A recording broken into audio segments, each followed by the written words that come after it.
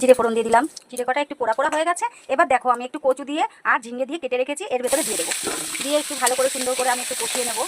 এর ভেতরে একটু স্বাদ মতো লবণ দিয়ে দেবো, একটু পরিমাণ মতো হলুদ দিয়ে দেবো। দিয়ে আমি এই ঝিঙেটা দিয়ে আলুটা দিয়ে লঙ্কাটা দিয়ে সুন্দর করে একটু ভাজা ভাজা করবো।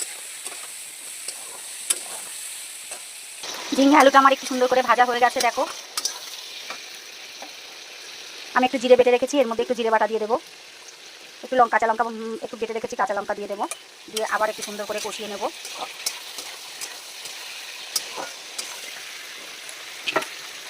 স্বাদ মতো একটু নুন দিয়ে দেবো, পরিমাণ মতো একটু হলুদ দিয়ে দেবো। দিয়ে আমি এটাকে আবার একটু সুন্দর করে কষাবো। ঝিঙেও গলে যাবে, একটু কচু দিয়েছি এর ভেতরে, কচুটাও গলে যাবে। কচু দিয়ে ঝিঙে দিয়ে মাছটাকে আমি করবো। খুবই টেস্টি হবে, খুবই ভালো লাগবে। আশা করি তোমরা এভাবে খাবে, তোমাদেরও ভালো লাগবে।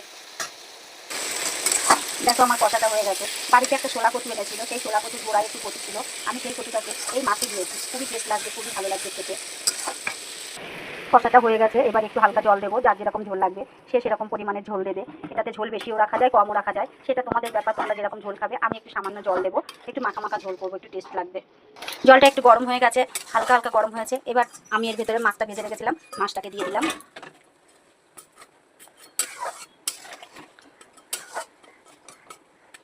এবার এটাকে একটু ঢেকে রাখবো, গ্যাসটা একটু কমিয়ে রাখবো, ছিমে দিয়ে রাখবো, একটু হালকা হালকা করে ফুটবে। ঝোলটা একটু পাতলা ঝোলই করবো, গরম তো এখন, গরমের মধ্যে বেশি তেল মশলা না খাওয়াই ভালো, পাতলা ঝোল খাওয়া ভালো। অনেকের মুখে টেস্ট লাগে না, অনেকের মুখে স্বাদ লাগে না, অনেকে গরমে তেল মশলা বেশি খেতে চায় না। কিন্তু আপনারা চলে আসবেন খুকুমনির এই রান্নাঘরে, হালকা পাতলা মশলার মধ্যে, কম তেল মশলার মধ্যে খুবই টেস্টি দুর্দান্ত রান্না করে খাবেন, খুবই ভালো লাগবে আপনাদের। দেখো ঝোলটা আমার হয়ে গেছে, আমি একটু কাঁচা জিরে বাটা রেখেছিলাম, এই কাঁচা জিরে বাটাটাই ঝোলের মধ্যে দিয়ে দেবো।